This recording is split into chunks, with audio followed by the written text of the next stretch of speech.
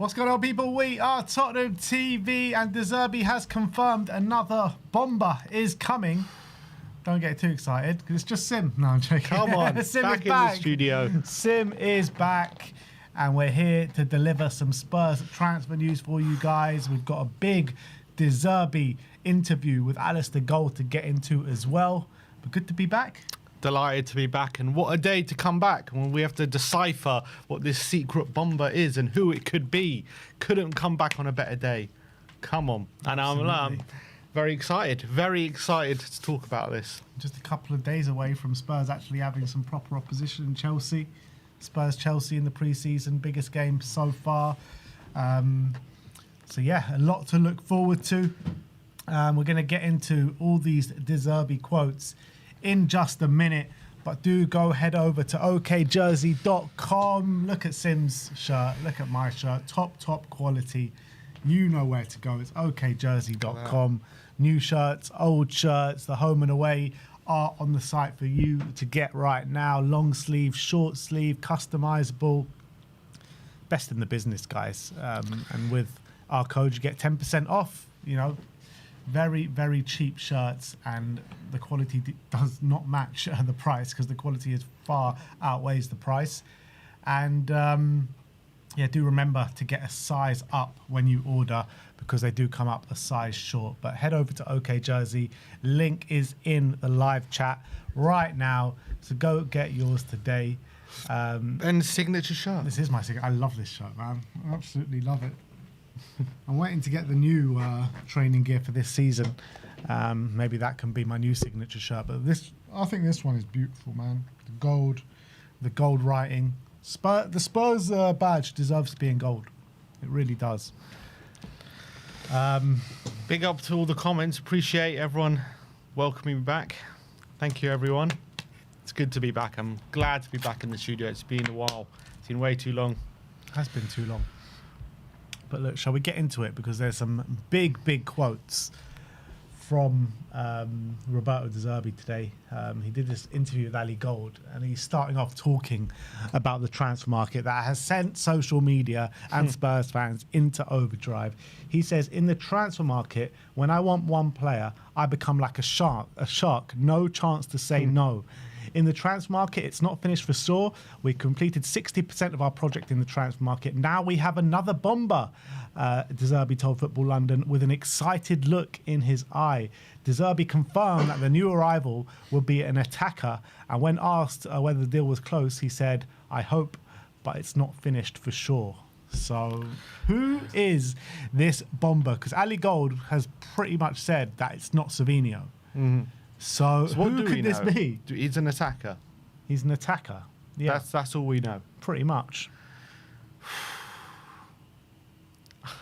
Only Tottenham could have a manager. First of all, use the word bomber, and just drop that bomber and then walk away and not say anything else. Who are we talking about? Chris Wood? Could be.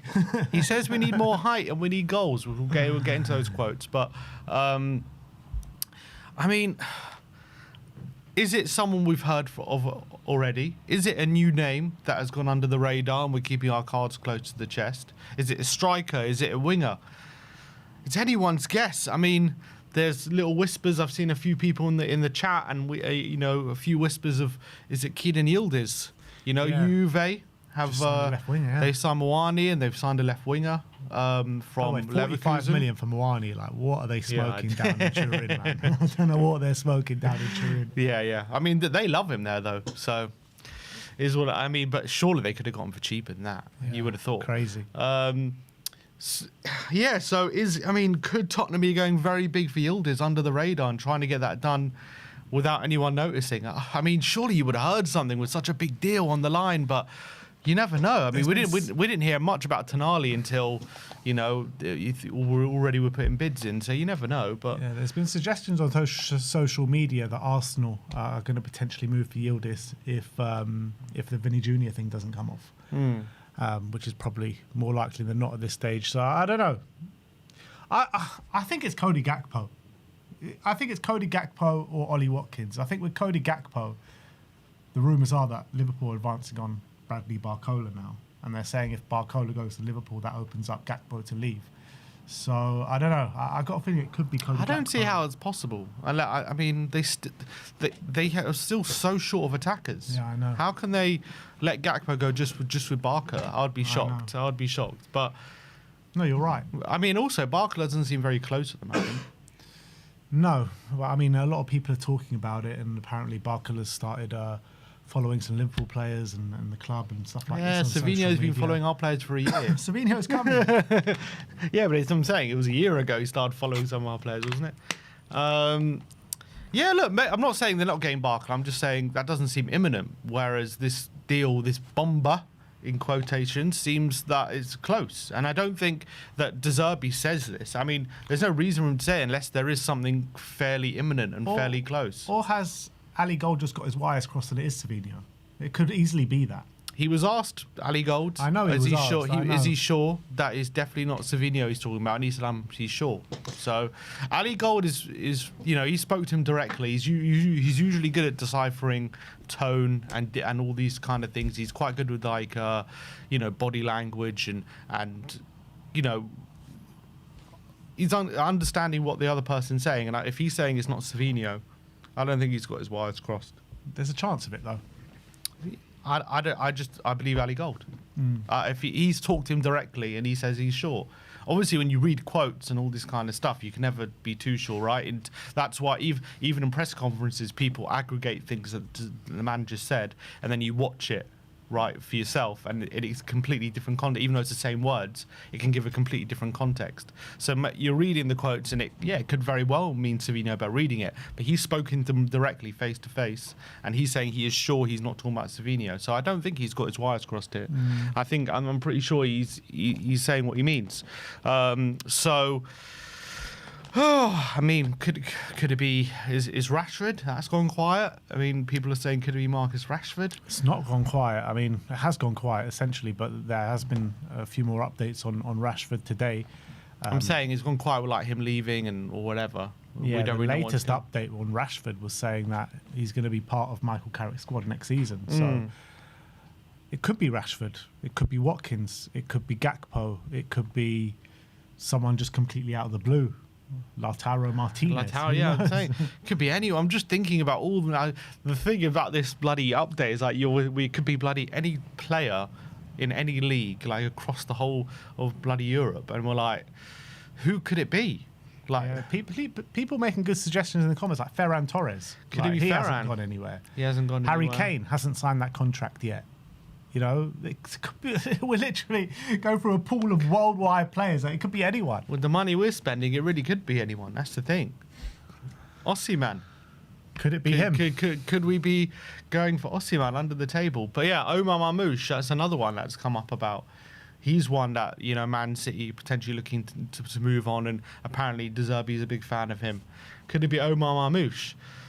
Oh, the not knowing of the name is just killing me. Didn't Erling Haaland say me. he'd play for Spurs one day? He said he wasn't sure about Spurs. when I saw Maybe his it's Erling Haaland. Who knows?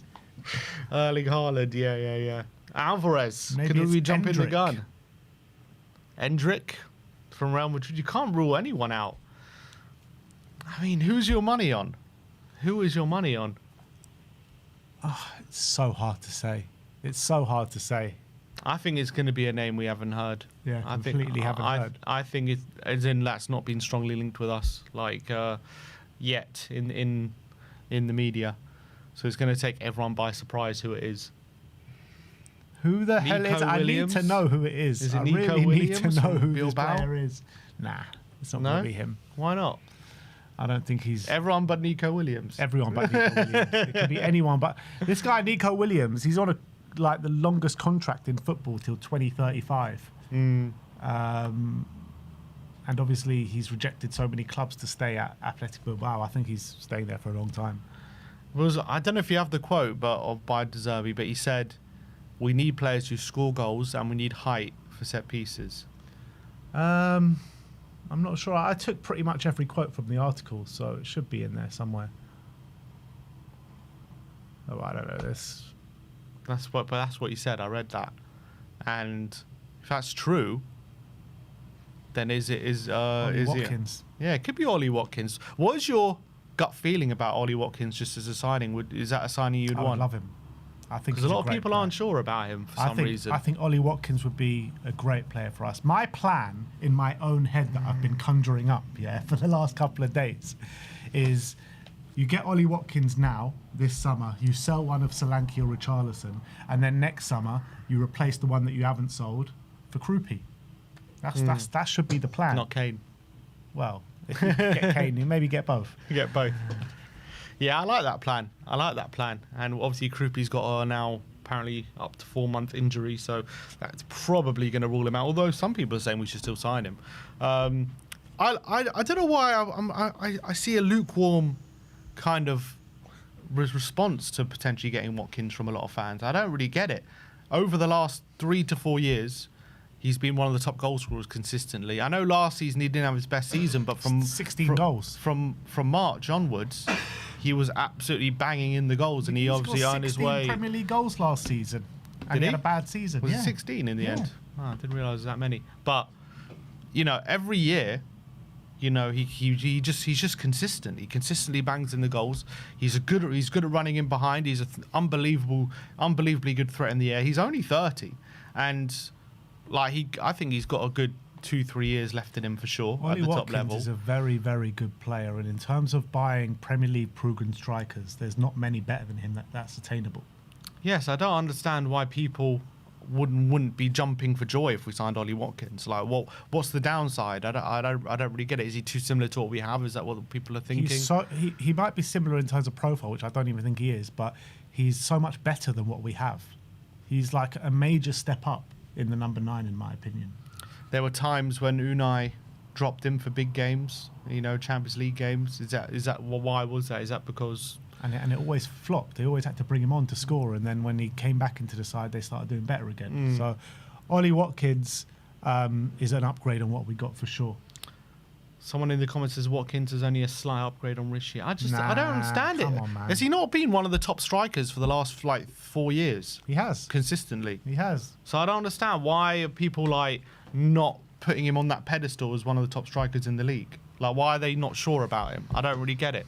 He's consistently been one of the top goal scorers every single season. Yeah, I feel like he sometimes can be a bit of a patchy player where he can go a long stretch of games without scoring, and then he'll get his confidence back and go on a mad scoring streak. So I understand he can be a bit streaky, but the reality is when you look at the consistently for the last 5 years, he's just, the goals are there. I don't know what the problem is. In the last 4 seasons, he scored over 15 goals a season.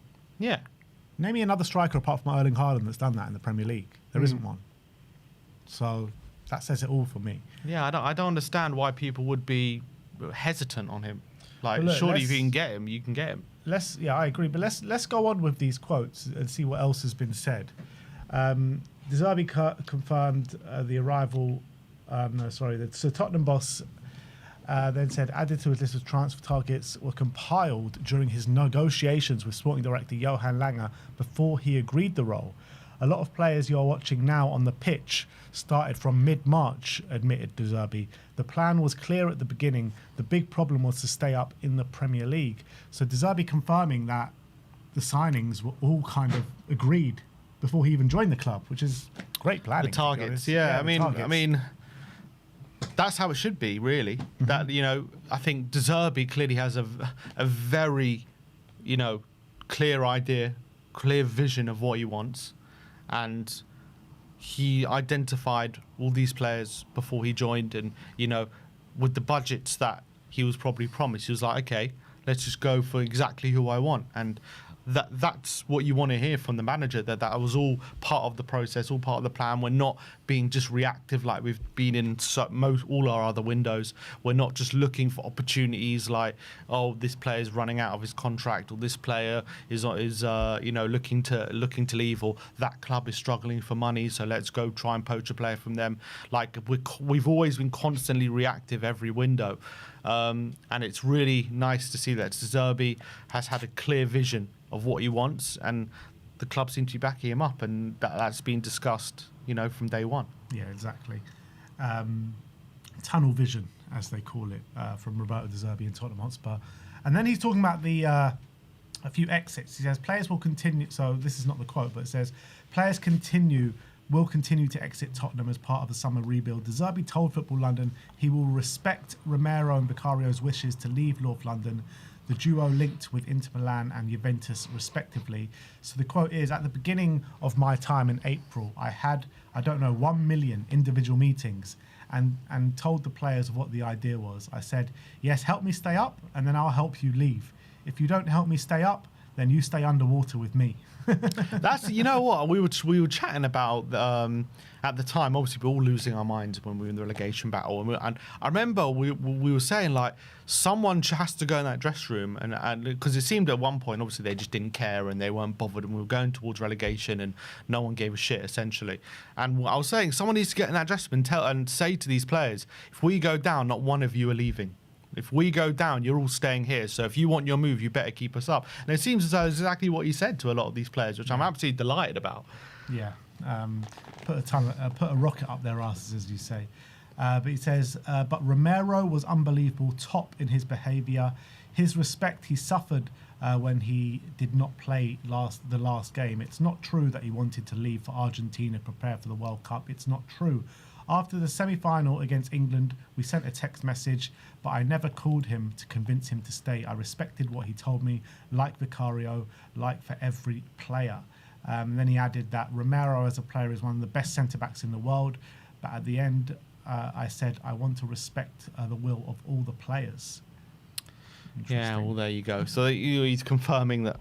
I mean, it's no secret, but he's just confirming it that Romero and Vicario both asked to leave, and that's, we're trying to get the moves off the back of that.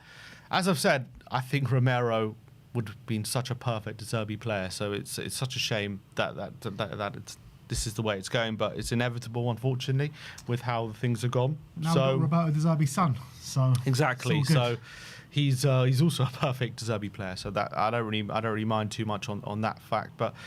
Yeah, and when it comes to Romero, it seems it's difficult, isn't it? Inter Milan are playing the waiting game. They're just trying to see if they can pounce on him, like not getting any other offers and drop all the prices. So they're seeing if that can happen. I always felt like once Stone signed, it was there's something fishy was happening because they've got so many centre backs at the club, so many. So they would need one to leave, I guess, to sanction a move for Romero. I just think they're trying to get him on the cheap.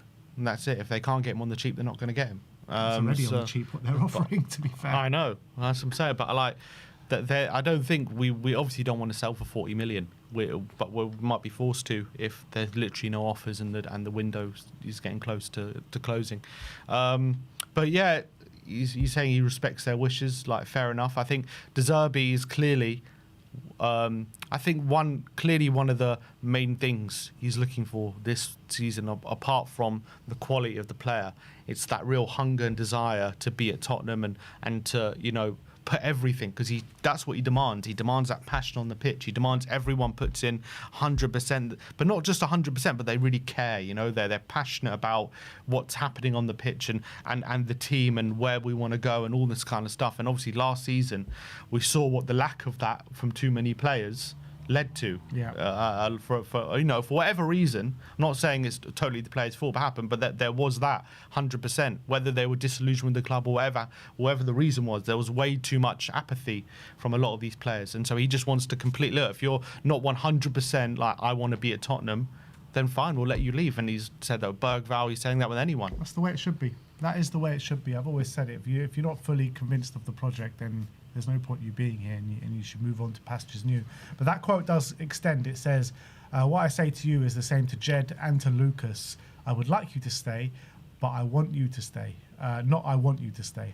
I would like you to stay if you want to stay. If you don't want to stay, you have to leave. You have to leave. If you want to leave, speak to Vinay and Johan, because I don't manage the price, the sale. I can speak with Vinay and Johan about the best strategy, but I don't decide 30, 40 million. That's not my position. I don't want to change my position. It's tough enough to be the coach. I want to stay as the coach. But I respect the players' ideas and opinions or projects. But if they stay, they have to follow my rules, decisions on the pitch. After 2 games, 3 games, if one player is not playing and he starts to be sad or not correct with the other players, the coaches, the staff, the club, we would make a big mistake because we didn't learn from the past seasons. So is he implying? Well, is he saying that in the past seasons we've had too many people kicking up a fuss and causing division in the dressing room? Yeah, maybe, that it has been known in the past that Spurs players have wanted to leave and we've not let them leave, and we've driven up a very high bargain and whatever, and maybe kept them at the club, and maybe you see sad faces and people not fully committed in the dressing room or in the training ground and stuff like that. So I think he's probably alluding to stuff like that. Yeah. But I love it. His way or the highway. That's what we expect from De Zerbi when he first came in. So he's laying down the law, isn't he? I love when he says, if you don't want to be here, you have to leave. You have to go. Absolutely love that. Not even giving them an option or anything. He's like, we've got to get you out. And interesting. He's mentioned Jed there. Obviously, there's been a lot of rumours about Jed, and a lot, not really. There's a lot of rumours about interest and stuff, but there you go. There you have it from the horse's mouth. That he is pretty much confirming he's asked to leave, isn't he? Yeah, which is interesting. I think with Jed, I can understand it from his point of view. He's got Porro ahead of him on the right. He's got Doggy and Andy Robertson now probably ahead of him on the left. So how much game time is he going to get unless there's big injuries next season? I think off the back of the World Cup, maybe things have changed a little bit in terms of his stature, and maybe he believes himself to maybe force his way into the team. But this was probably happened before the World Cup, these conversations and him asking to leave. Yeah, and I think he knows his stature's quite high in the game at the moment, and if he wants to keep that England spot, it's going to be harder if he stays at Tottenham at the moment. That's the truth. De Zerbi says he thinks Porro is the best right back in the world. So, yeah, I think it's not a surprise to anyone that we're hearing this from Jed. It's just interesting to hear it from the horse's mouth. That there you go, because there was a lot of rumours that it was from maybe De Zerbi's side that he wanted Jed gone, but it seems maybe it's Jed who's pushing for this. That's what SZY said, didn't he? He said that Jed doesn't rate De Zerbi. No, the other way around. Sorry, that De Zerbi doesn't rate Jed, right? That's what he said. Yeah. And then when I think about it, it's like maybe it's because of a stylistic thing. Is he not the right profile that he's looking at fullback? And then we kind of came to the conclusion maybe it is coming from Jed's side, and I guess that's what it is. Yeah. And then De Zerbi explained that the wingers he signs this summer will be chosen to fit his fullbacks. No two players are the same. A winger can be a very wide winger and able to come inside, a winger without a fullback, a winger able to play with the fullback, he said. We have 4 great fullbacks at the moment, with 4 of the most in fullbacks in the world, because I think Pedro Porro is the best right back in the world, with a Doggy, Robertson and Jed Spence can play right or left. Before bringing in a winger, we have to consider the fullback, because we start from the fullback, from the player we already have, no? I understand what he's saying. He's saying you want to build that. You want to have players you think can build good relationships on the wing. So you want to sign players that you, in theory, would suit each other. Everyone's linked. Yeah, I'm just trying to think how does that actually affect our transfer policy? Because are we now linked with different wingers than we would have been if it wasn't for? I don't know. I mean, obviously Porro's been here, so he knows about Porro. Robinson's obviously a new signings, but none of these fullbacks are new. So I guess he's saying we need some wingers who work with the fullbacks we currently have. But how does that actually change our transfer policy? Well, I guess it just changes because the way De Zerbi wants to use the fullbacks, the attributes that the wingers that we're looking to come in. Obviously, De Zerbi has different ideas about the people that were here before. So I guess it just changes in that sense. It's just about how he looks at them, how he profiles them, and how he wants them all to work together. No, I understand that. I'm just trying to say in practice, now, is it? But we've heard all these targets. It's not that they're not changing, are they? So are these targets always? They were always with a view of them working with the current fullbacks. I imagine so, because they said the targets were drawn up before De Zerbi even came here. So De Zerbi would have done his homework on the fullbacks that he had at the club. So I'm trying to understand what he's saying, but I don't know what difference it makes. Right now, nothing probably. it doesn't make any difference right here, right now, in terms of changing targets or anything. But this is what was in his head when was drawing up the list of targets when they spoke in, what was it, March or April? Yeah, which is good. Obviously, you want you want to complement each other, and that's the main thing. But I'm okay. My point is, what kind of winger are we like ruling out who can't work with the current fullback? You're gonna have to ask because Zerbi. I'll tell you why. Because Savinho is a very different type of winger to Gakpo, and yet we're linked with both of them. You know what I mean? I think Gakpo, the thing is that his versatility, that he can play up front as well. You know, you got Savinho and Kudus, who are like a very similar style of winger. Yeah. But you also have two different styles of winger that can probably still work in the same system. You want a variation of different things, particularly on the opposition that you're coming up against. I understand that. I'm just asking, what kind of winger are we saying we can't sign because of the fullbacks that we have? Who are we actually ruling out? You're going to have to ask Roberto De Zerbi. I know. It's hard to envisage what he's got in his head. Yeah, I'm just curious because we've been linked with bloody every winger under the sun. So I'm not saying just because we're linked doesn't mean we're actually going for them. I'm just saying, you know, if it is true, we're going for... I don't think it's a style thing per se. I mean, maybe it is, but I think he looks at the wingers and just looks at the fullbacks and thinks who will have the best synergy with each other. I understand that, but what winger are we saying wouldn't have good synergy with our fullbacks? Shit wingers. I don't know. Yeah, I mean that's what I mean. Is it just down to quality? But that's obvious. But that's anything. That's not. It doesn't matter who your fullback is about if we're just looking at quality. So if we're not looking at just quality, we're looking at how he's going to interact with the current for example, fullback. Last season, like Jed Spence, and who was the winger that we said it was just awful with them? Well, Javi was playing there. It was Javi. It was like them two were just terrible down that side together. No synergy whatsoever. So it's just about a kind of jigsaw piece. You need to find the right jigsaw pieces.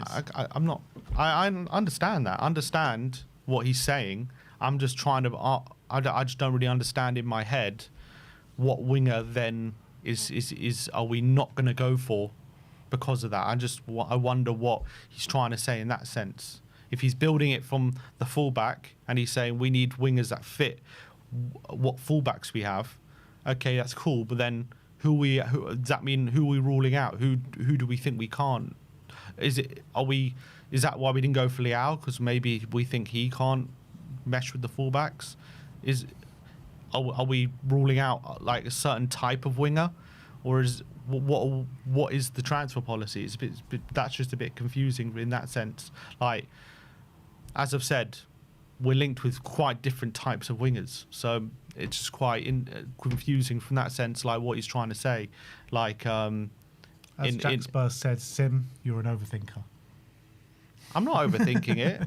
It is. It's just like what I said before about just in his mind and how he thinks these two wingers, whoever it is, whatever style it is, that they can work on the pitch together. Like, I don't think you need to think too much into it about, you know, what winger, what style of winger. I don't think it's about style. It's about fit in terms of, you know, how they can work together. And that's all up to De Zerbi to decide.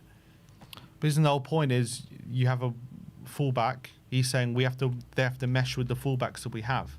So if you have a certain type of fullback, wouldn't you want a certain type of winger to mesh with that? It couldn't just be any winger. Yeah, but you want a certain style, but you also want other styles as well. So you can chop and change depending on who the opposition is. Like even De Zerbi doesn't play exactly the same tactics every single game, does he? Okay, so if it's not about style, then who are we saying can't work with these fullbacks? You have to ask De Zerbi that. I can't tell you that. Nobody can tell you that. Only De Zerbi. But is it like a personality? Is it? That definitely comes into it for sure. You know, is it a character traits? Personality, how hard you work for the team, the quality, maybe, you know, your goal. But all those things, all those things you're talking about, those seem irrelevant to the fullback. It might seem irrelevant. Well, in terms of coming back to help your defence, I mean, I don't know. Maybe it's not relevant, but I think De Zerbi will know what kind of personality and what kind of stylistic player he would want in both facets, depending on who he wants to play. I mean, it's a hard one to answer. Yeah, because I'm just saying, what you're saying, that seems to be, you would want that irrelevant of who your fullback is. You're going to want someone who's got good character. You're going to want someone who's hardworking. You're going to want good quality. At this club, in previous years, we've not, we've profiled people so wrong, and we've got the wrong players through the door. So he's just trying to get the right players through the door. Okay. Next up, he added that, and then we have to consider the number of goals. We have to increase the number of goals with the play and with the quality of the play, with the midfielders, the attackers. We have to bring in players that are able to score goals. We have to think about the set pieces and to increase also the height. The idea in the transfer market is 24 hours per day. You think what the best player is to put inside. I love working in the transfer market. It's not pressure. It's one of the nicest parts of my job.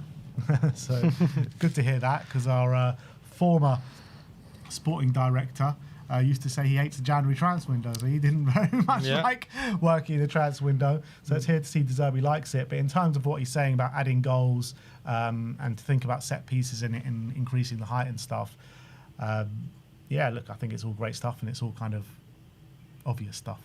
Yeah. Well, it's not obvious that it's not obvious that we definitely should be looking at more height. I think that's quite interesting.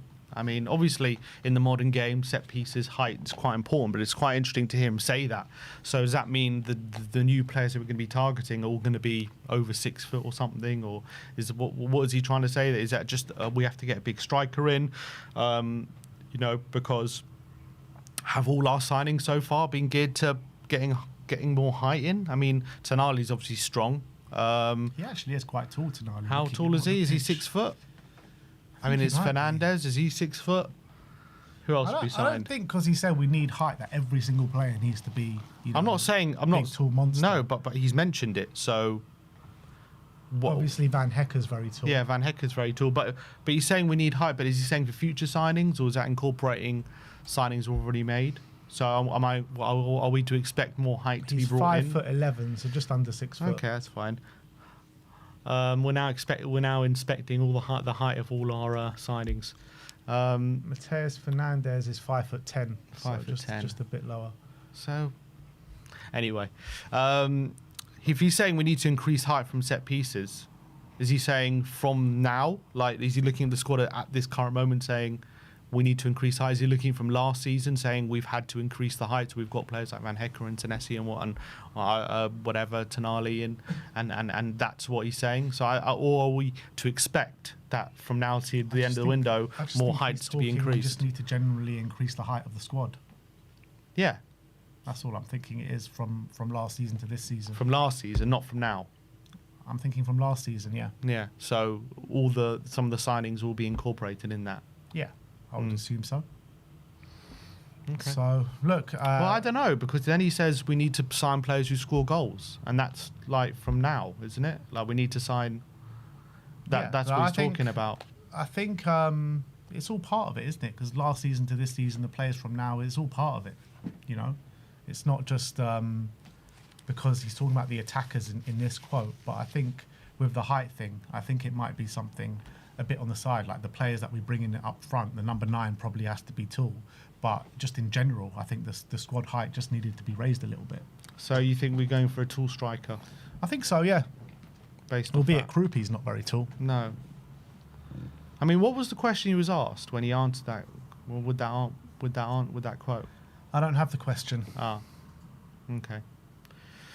Yeah, I just wonder if he's saying we're going to be bringing in more height now, or was he just saying in general? Yeah, I think the number 9 he's probably talking about maybe needs to be tall, but because Gakpo's quite tall. Yildiz, I think, is actually quite tall. Yildiz is tall.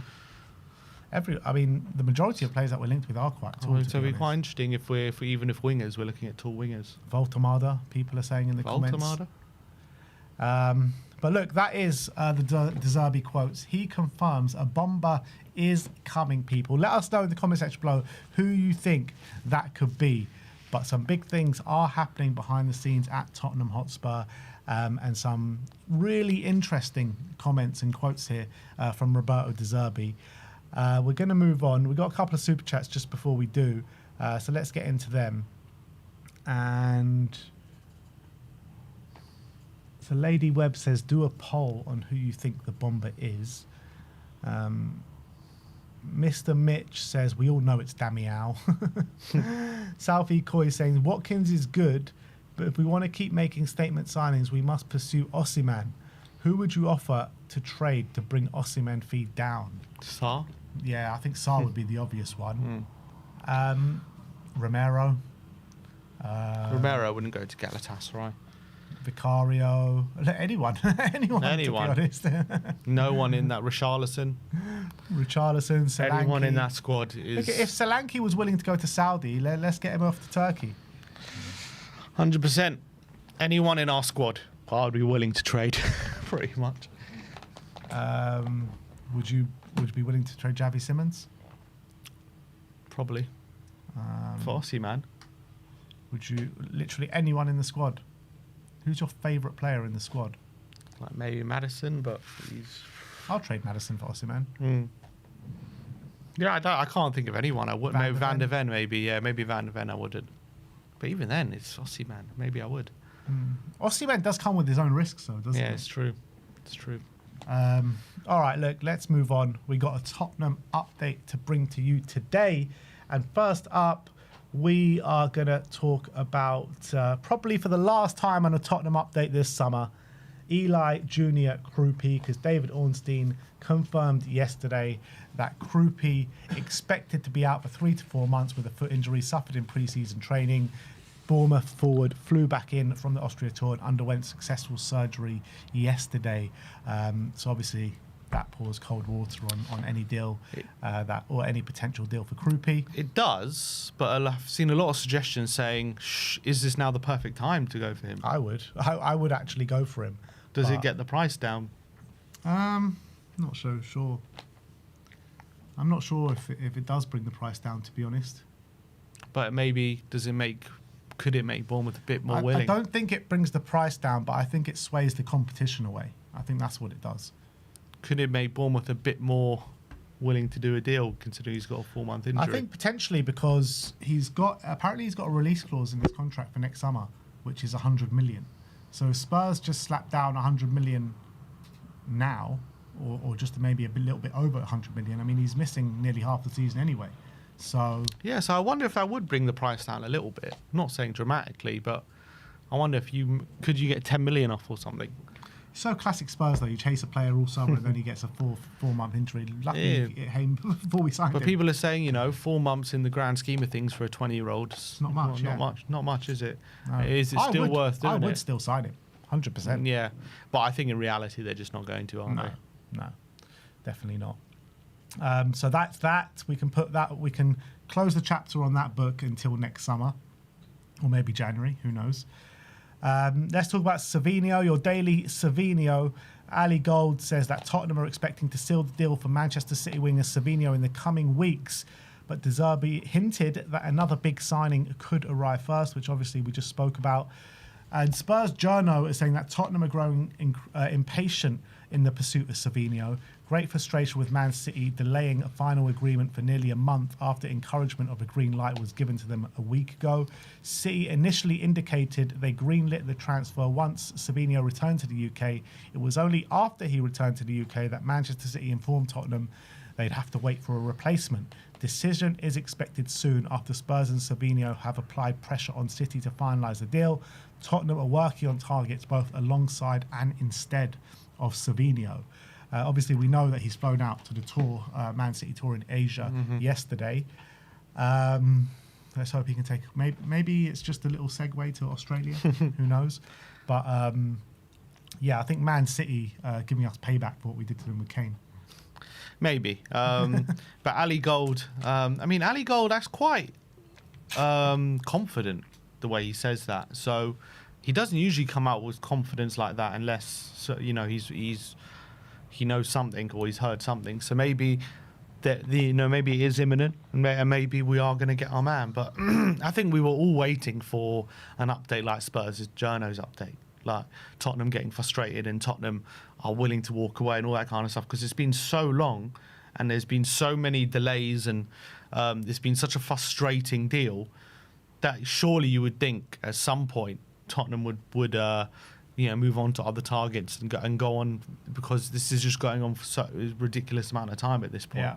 So I don't think anyone's really surprised with that Spurs Journo one, but I think Ali Gold tweeted that after. But I mean, it doesn't really matter with the timing, but if Ali Gold seems confident, I'm still going to be fairly confident that it's going to happen. But I'm also confident. It just seems like Man City are playing games, to be honest, and just making us wait a little bit and waiting to get that replacement in. But we've been talking about that for a week. Obviously, they tried to get Yan Diomande. It looks like that's not happening now. He's on his way to Real Madrid. It'd be interesting to see who else they go for. If Vinicius Junior doesn't sign this contract at Real Madrid, and they see that he's, Arsenal are actually going to get him, are Man City going to go and become a big player in that deal? Like, you sound very hopeful there. It doesn't seem that there's anything close between Man City and any other winger right now. There's links with that Mbaye as well. Was it Mbaye Niang? Yeah. From PSG. Ibrahim Mbaye. Yeah. Sorry, yes, Ibrahim Mbaye. Sorry, Mbaye Niang was former AC Milan striker. So there's links with him. So, yeah, we'll see. I guess we'll see what exactly is going on. I do think it happens. I don't know if you saw the picture of the Man City players going out on tour. Savinho has just had the grumpiest face on. The guy, just release him, man. Free Savinho, man. Come on, what is this? Don't you want your players to be happy, Man City? What happened to the Man City? Well, if you want to go, we'll let you go. What happened to that Man City? It's Pep Guardiola's Man City. They'll say we don't want to keep any unhappy players. Yeah, that's what Man City. Surely they let him go at some point. Surely, even if it, I feel like the City of old, City years gone by, even if they don't get a replacement, they'll just get rid of him and they'll just back themselves to fill in the gap somehow. They're not going to keep a player who really wants to leave. Yeah, they've so many players down the years. But I think they just want something with Spurs, and I think they will let him leave. I think they're just playing games. I think it will happen. I think if Spurs did seriously threaten to walk away or acted like they are walking away, I think Man City will try and get the deal done. Maybe they should just do that. Playing a bit of poker at the moment. Yeah, it's just a bit ridiculous. But anyway, let's move on to Omar Mamouche, another Man City player. Ali Gold said ZERBI is a big admirer of Man City's Omar Mamouche. I mean, he is on excessive wages. He's on 295 grand a week, which is crazy. I can see us giving him 250, but 300 is nuts from Mamouche. Yeah, 250 obviously would be level with Tonali, who's now our highest. Well, he could potentially be on higher. So look, maybe we could give him pushing 300. But would he want a pay rise to what he's on now? Or would he accept? He ain't getting a pay rise anywhere he goes. That's for sure. Is he worth it? Is he worth being our highest earner, Omar Mamouche? It's a good question. I do really like him. I think he is a classy player, and I think he's been actually not. I don't think he's been bad for Man City. I think he's probably not been played in his best position anywhere near enough. But when he was last 2 seasons ago, I thought he was pretty good, and he scored. I remember a hat trick against Newcastle. He was scoring from outside the box, and obviously for Frankfurt, playing in the front too, he was absolutely devastating. He was absolutely brilliant. So I do really like him. And the current market for attackers just isn't. Look at Chelsea signing Welbeck. That's the current market at the moment. It seems it's not inundated with loads and loads of really talented attacking players that are easily gettable. So when someone like Mamouche, if he becomes available, and you're able to get him, it's hard to argue that we shouldn't really be all over it, to be honest. So I think he probably is worth it. I really rate him. I think he's quality. I really think he's quality. The only question mark is playing him up front by himself, but maybe the way ZERBI wants to play, I think it could suit Mamouche, because the strikers a lot of the time aren't even the highest players on the pitch, and they like to drop a bit deeper. So I think that could suit Mamouche. I've made it no secret. I like Omar Mamouche at the football club. I don't know if I can see Spurs going up to 300 grand a week for him, but maybe they will. How much is Tonali's on? What is he not on? He's on 250. Apparently, could rise to 275. If we get Champions League, I think so. I think that was the report. Yeah, it just depends. It just depends. Are we really going to go and make Omar Mamouche our highest paid player at the football club? If he could look, if they're convinced that this guy can bang in 20 goals a season for us, it'll be worth it. It would be, because we're crying out for a player like that. I think he's definitely got potential to at least be getting 20 GA, with goals and assists, 100%. In terms of 20 goals, I'm not 100% convinced on that, but 20 GA. He's a creative player as well. I wouldn't be absolutely shocked about that. The next player we shall speak about is Ollie Watkins. Obviously, we spoke a bit about him before. He could get 20 goals for us. Team Talk saying that Man U and Tottenham are reportedly interested in Aston Villa striker Ollie Watkins. A £40 million package might be enough to tempt Aston Villa. Obviously, he's 30. He's going to be 31 in December. So fairly a player on the other side of 30 now, and he's a proven player. That's whatever you want to say. 16 goals last season, 16 goals the year before. I think 20 is the year before that, and 15 the year before that. So I mean, what more do you need to say that this is a proven player? 100%. 40 million doesn't seem crazy in this market as well. 2 years left in this deal. Yeah, I think I understand he's 30, nearing 31, so. Age isn't on his side, but I still think he's physically in a good way. I don't see a player who's massively slowing down just yet. I think he's got a lot to give. And he's a short-term option anyway. You have him for maybe 2 years, see how you go with that. And I think, especially for next season, he will get you goals. And he'll get you at least, I think, if he's our starting striker, he gets us probably 15 goals at least. And then next season, if he even is slowing down, he still can probably get you 10 goals. I think he's got at least 2 or 3 years, at the very top level, playing at the top of his game. I don't think he's massively on the decline or anything like that. So I think getting him for 40 million in this market is not a bad deal if we can make that happen. If Villa are willing to do it and he's willing to come, I think we should be all over that. It would be quite something though, wouldn't it? Like Villa and Newcastle just getting stripped for parts, aren't they? Yeah. All of them. Yeah. How many players have left Aston Villa now? So you've got Tielemans, you've got Luca Dean. Who else has left? Rodgers, and now Watkins. And then you go look at Newcastle. They're about to sell Guimaraes, Tonali, Trippier's gone, and Anthony Gordon as well. Nuts, isn't it? Yeah, it's crazy. You got to feel for those fan bases right now when they've been promised big challenges or growth, and then right now this summer it seems everything's just come home to roost at the moment, and they're getting absolutely stripped. But in terms of Watkins, I mean, there's no real serious reports at the moment. It's just no. So we don't know if he's actually going to leave. No, but I'm just saying if they do, if he does. Next up, Alex Crook has been speaking about Marcus Rashford, and he says, I think if he goes anywhere in London, I'm keeping my eye on Tottenham. I could see that deal happening. Roberto De Zerbi believing that he can get the best out of Marcus Rashford. So I don't know if there's any information behind that, but that's what Alex Crook is saying. I heard him on TalkSport. It was just a prediction. Not even a prediction. It was just a feeling. I don't think he knows anything about Rashford to Tottenham. He's also, when he talks about De Zerbi, it's not what he's heard De Zerbi say. It's just what he's feeling, what he thinks De Zerbi would think. So, not really any news in that, but we've obviously talked about Rashford. We would definitely like him at Tottenham, and I think he's a goal scorer. He definitely adds that element that we're looking for in the front line. I think he would link well with Robbo or potentially or a doggy on that left hand side. So yeah, if we can get Rashford, I think that would be a really good deal, and I think that would be a good signing. One signing, Rashford or Watkins. Who are you taking?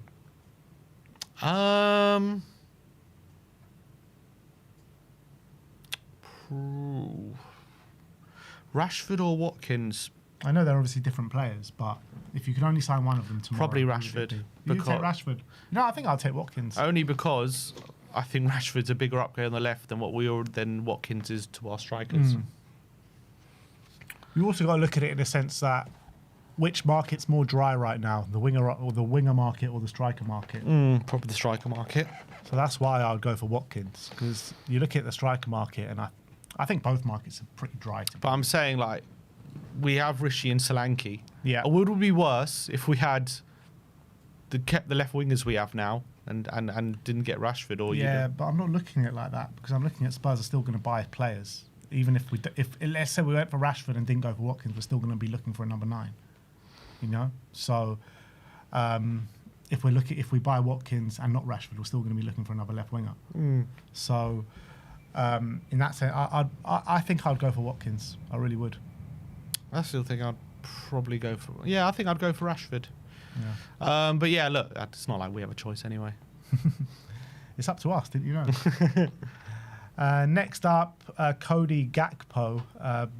Some things coming out on Gakpo from Himothy and Romano. Himothy says he understands that Tottenham remain keen on Gakpo. If Liverpool are successful in their pursuit of Bradley Barcola, Spurs' interest is expected to accelerate. And Fabrizio Romano, he keeps saying this, keep an eye on Tottenham and Cody Gakpo. And he said it again. Yeah, but it's all about Liverpool. I mean, we can... He's saying keep an eye because if Liverpool and, sign enough attackers that he opens up, then, yeah, Tottenham are front of the queue. But right now, it's just not going to happen until all of that happens. So I like Gakpo. I think he's a good player. I don't know... Yeah, I don't know if he's the kind of... I mean, he's very different to the other wingers we've been linked with, so... I find that confusing, but he's quite a selfish player. But I do like him. I do think he gets GA. But the thing is, he is very wasteful. Liverpool fans seem to can't stand him for whatever reason. Yeah. So I think it's probably one to keep an eye on, but not for now. I don't think that this one would be imminent. That's my feeling. Who have they got? So they just signed. They just signed a forward, didn't they? This Victor Muniz guy of Osasuna, of Real Madrid, whoever he came from. They got him. They got Rio, Isaac, Ekatike. I'm sure Chiesa will probably leave this summer. Is he going to leave this summer? I don't know. Ekatike obviously is injured. So you'd think they need to sign at least 2 before they get rid of obviously Salah went. They need surely a starting right winger. Yeah. And then on the left, they have Rio, but he's, 18? Yeah, I do think they will bring in Barcola. So I think you'd think Barcola on the left, Isaac up top, and they'll need to sign another right winger. Yeah, maybe they can let him. So maybe it is the case to sign Barcola, and maybe they're willing to let Gakpo go. I'll just be surprised. Yeah, because Gakpo won't play on the right. He's not playing on the right. No. He only plays on the left or maybe even up front. So they need to sort out those 2 positions to consider letting Gakpo go. The right winger situation probably doesn't come into it. True. But he's versatile, so it doesn't necessarily, but as a collective, it's like you've got no right wingers and then you're letting another winger go. Like, it doesn't... I think sometimes, like, until that's all sorted, you want to keep all the wingers that you've got there. You know what I mean? Yeah, look, it's hard to know what... Because I even look at Gakpo and I don't think he's very much a Iraola winger. It's true. At all.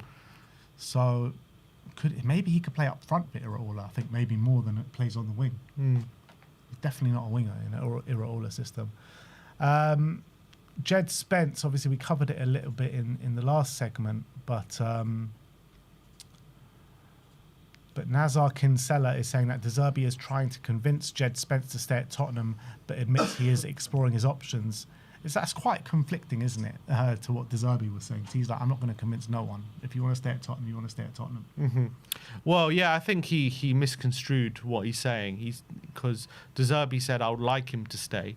And Nazar Kinsella is spinning that to De Zerbi is trying to convince him to stay. But the quote was literally, I'm not going to convince anyone to exactly. stay.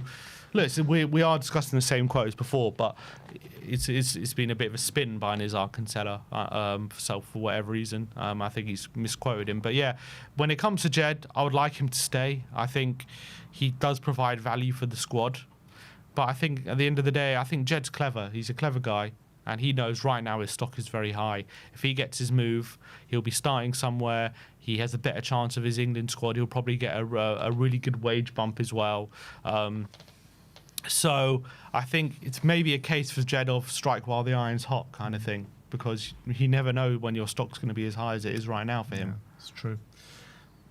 And last but not least, Sousa. So we brought you on the update yesterday about Sousa potentially leaving Tottenham Hotspur with Porto interested. Another publication now, GE Globo, say that Porto are in advanced negotiations with Tottenham for Brazilian left-back Sousa. Porto already agreed personal terms with the player in recent days. Porto moved quickly to beat rivals Benfica, who had submitted a €20 million bid for Sousa.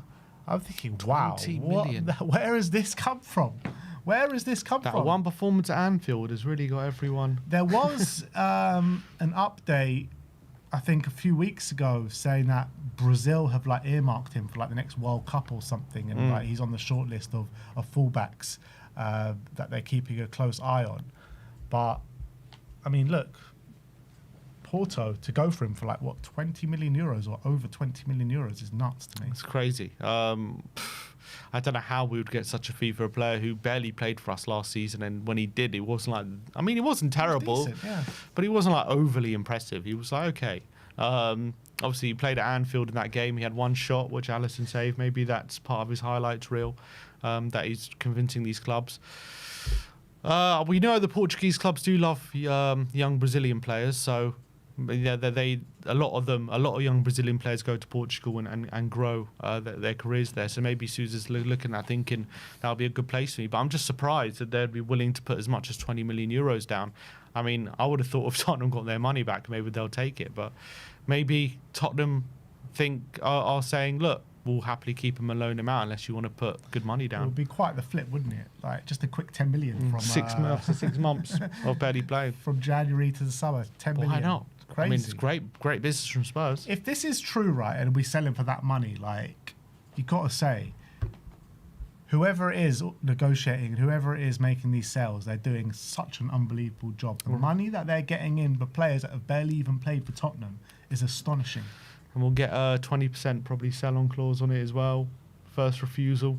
I mean, it'll be a great business if we can get that kind of money for Sousa. Because I don't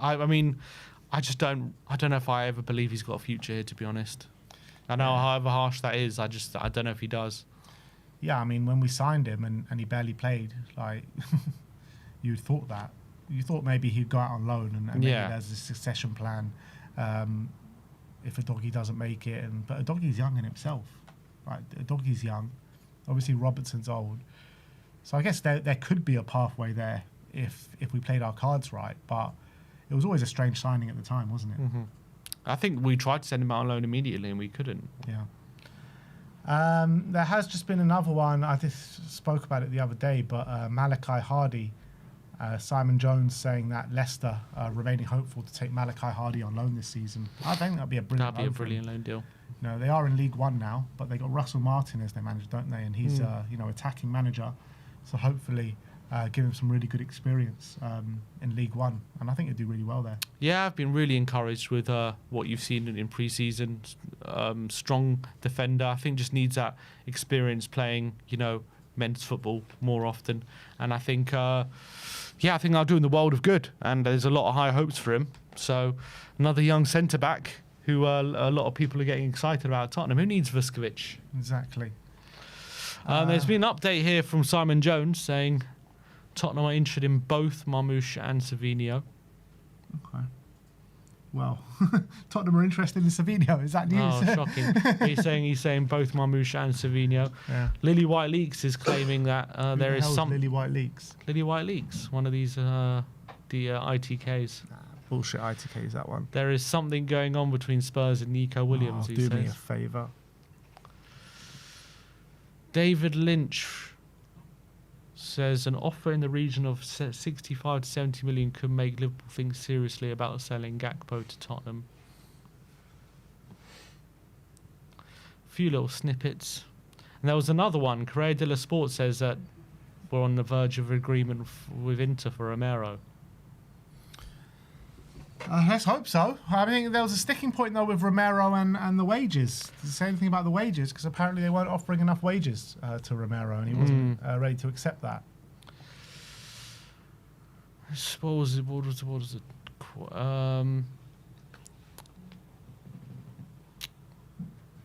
Inter close to finalising a deal for 40 million. The gap with the player on personal terms is just 500k, and agent fees will not be an obstacle. Well, we'll see about that. But I mean, no one really reliable is reporting it, so I don't believe it just yet. I think they're just trying to jump the gun. They're trying to get ahead of the competition, but it might not happen. Yeah, I think, as I've said, I still got a feeling Atletico will come in. Yeah, well, there has been reports of Atletico coming back in, so we'll see. We'll see how it progresses. But that is your Tottenham update for today. Let me know in the comment section below your thoughts regarding all the new stories that we have brought you today. A couple of super chats. Koi's and Kin Spurs chat says, not all, I would like this season is for us to be up enough in some matches to actually give the kids real minutes. That would be nice, wouldn't it? Yeah, that hasn't happened in many years, has it? No, it hasn't. But look, I think we'll leave it there, guys. Hopefully, if anything else breaks, obviously we'll report it to you here first on We Are Tottenham TV. Remember to go to I mean, did we do all these super chats? I think so. Oh, sorry. Yeah. Okay. Yeah, we did. Remember to go to okjersey.com to get your football kits for all your football club needs. 10% off with our code SPURS, and they are the best in the business. Remember to order or size up if you're purchasing. But thank you, everyone, for joining us today. We'll see you all very soon. Like, subscribe, and comment. And as always, cover you Spurs.